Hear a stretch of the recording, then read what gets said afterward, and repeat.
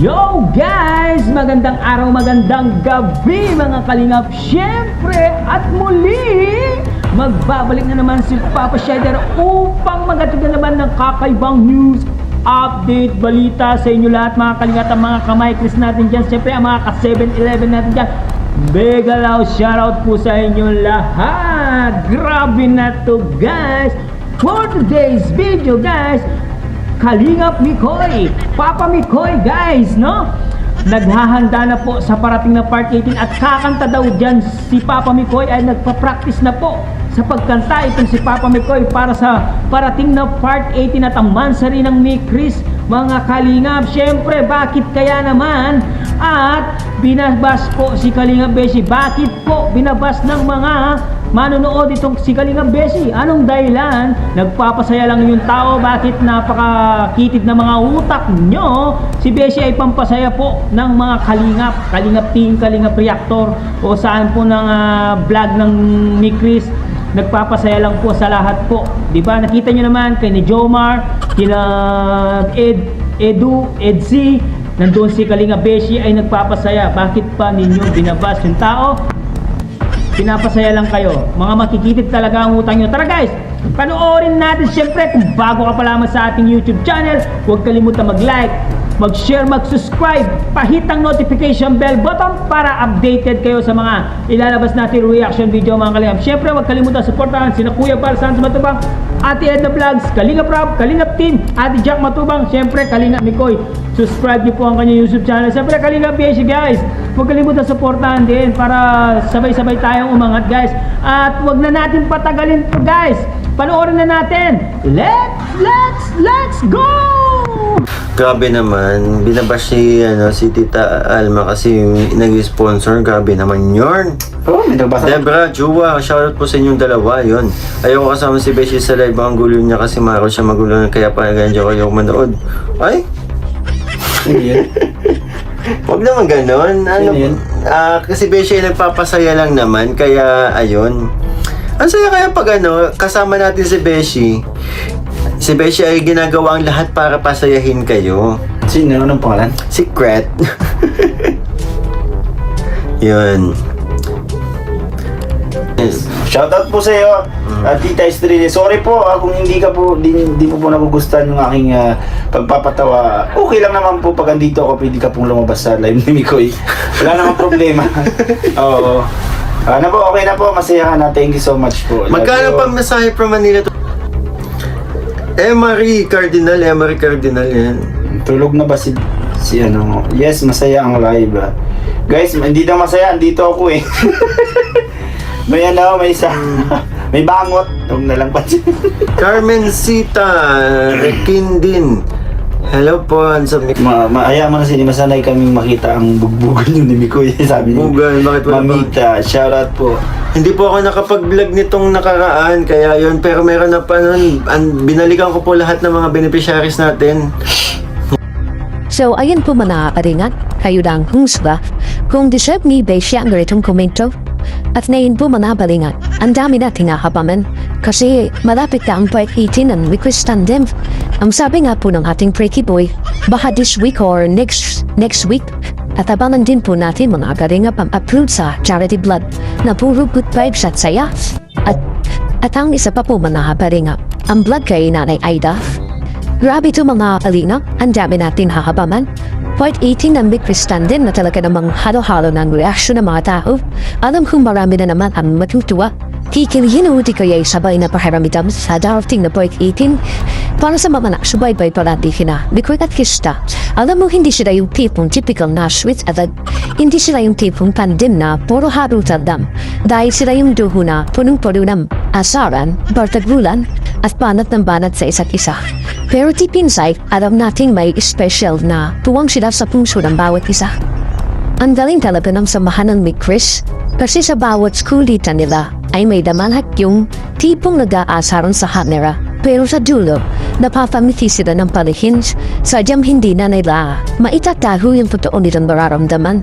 Dahil kahit dahil pa sila magtados sa likod ng bartagulan at tawanan, ay andun pa din ang chaos at concern, yung pag-aalaga at Yung mga simpleng kilos na nagpapakita kung gaano sila komportable sa isa't isa. Pakiramdam ko ang mga paligam na mayroong malaking pagkanapan sa naralapit na point ikinamikris, tila ba magkakaroon ng plot twist? Imagine mga palingap yung piksena na ang lakas nila mag-asawa at tawanan, tapos biglang si seryoso at bigla sila mapititigan. Kung sakali ano ba yan, mararamdaman na katihanik pa, mabibigla kaya, matutulala, at si Pretty Boy Mikoy natin mga palinam. Ituturing na kaya ang sincere moment o magdudo pulit siya. Grabe ka ba abang kung sakali mga palingap. Siguro dahil sanay si Christopher Mikoy na laging palabiro, laging may punchline. Pero mararamdaman nung totoo ang kanyang sinasabi, baka ito na nga din yung simula ng dahan-dahan paghaming ibikoy. Hindi man biglahan pero siguradong genuine ito mga palingap. Pero siyempre, hindi mawawala ang kulit pagkatapos ng serious moment, babalik ulit sila sa bartaburan para hindi halatang kinikilig sila. Napakarami na mga pusiping turning point ng point 18 mga kalingap. Hindi lang ito basta isa na naman ng episode na kulitan. Isa din itong memorable moment para sa may Chris at supporters na may Chris. Huwag na wag niyo itong ipapadampasin mga kalingap. Spread buspeg, salamat po. Nako, yung abangan nyo po yung upload ko sa akin, Charity. Nako, napakaganda po ng napakaganda po ng flow ng vlog. Puro good vibes lang po. Kakanta po tayo sa part 18, promise. Darating din ang araw na tayo'y tatanda at walang mga paa at manlalabo ang mata. Ngunit hindi mamamalayan ang pag-ikot ng mundo. Darating din ang panahon na manlagas ang buhok, balat ay kukulubot at makukuba ang likod. Ngunit hindi malilimutan ang pag-ibig ko sa'yo magpakailanman.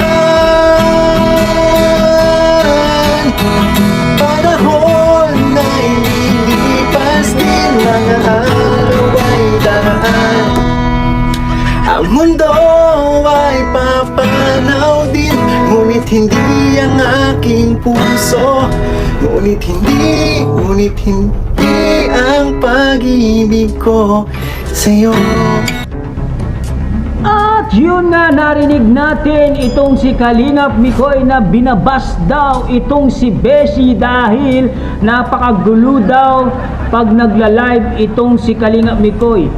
Ikaw naman isang bashers, alam mo naman si Beshi ay pangpasaya po yan. Talagang pag nandyan siya, kulitan po sila kasi magkaibigan sila. Kaya kung hindi ka masaya sa live ni Mikoy, kung nandun si Beshi, huwag ka munang manood. Alam mo ba? Kasi hindi naman dapat iba si Beshi. Napakagaling ni Beshi. Kaya nga kinukuha ni Kalingap Rab itong si Beshi sa lahat ng mga vlogs niya, katulad kay Jomar, sa Jomcar, sa Edsy, sa Mikris. Kaya laging nandun si Beshi kasi talented itong si Beshi. Laging kinukuha ni Kalingap Rab.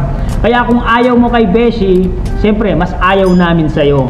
Kung sino ka man, kung sino man ang babash kay Beshi. Yes guys, meron pa sinabi itong si Kalingap Mikoy na magkakanta daw sa part 18 na parating na part 18. Talagang sisiguraduhin niya daw na makakakanta. Ngayon ay nag-e-ensayo na po itong si Kalingap Mikoy sa kanyang pagkanta. Hindi ko alam kung ano ang kakantayin niya. Talagang nag-e-ensayo na po siya dito sa parating na part 18 guys. Kaya sa mga nagbabash, sino man ang bashers na yon, kung hindi ka masaya sa tambalan nila guys, yung tandem ng ni Coach si Coach Beshi at si Kalingap Mikoy, kasi silang dalawa ay magaling sa pagpapatawa. Kami natatawa kami, lagi kami masaya pag sila naka-live. Pero kung ikaw hindi ka masaya, pwede kang lumipat ng ibang channel. Yun lang ang payo ko sa'yo. Kasi hindi ka masaya eh. Pag hindi ka masaya, pwede kang lumayas. Yun lang guys, no? Abangan po natin ang part 18 na parating na part 18. This week po ay magkakaroon na po ng part 18. Yan po ang sabi dito sa ating mumunting reaction video, guys. Syempre, guys, hanggang dito na lang muna ang ating reaction video for today's mga kalingap. Syempre, kung bago ka pa lamang sa ating YouTube channel, huwag kalimutan mag-like, mag-share, mag-subscribe, pahit ang notification bell button para updated kayo sa mga ilalabas natin reaction video, mga kalingap. At huwag kalimutan suportahan sila Kuya Bal Santos Matubang, Ate Edna Vlogs, Kalingap Ram, Kalingap Team, Ate Jack Matubang, syempre Kalingap Mikoys. Paki-subscribe na rin po ang kanyang YouTube channel. Huwag na rin pong kalimutan Kalingap Beshi. Isama na rin po natin sa pagsuporta kay Kalingap Beshi, guys, para sabay-sabay po tayong mga guys. Hanggang dito na lang. Maraming salamat, guys. I love you all. Mwah mwah. Chup chup. Babu.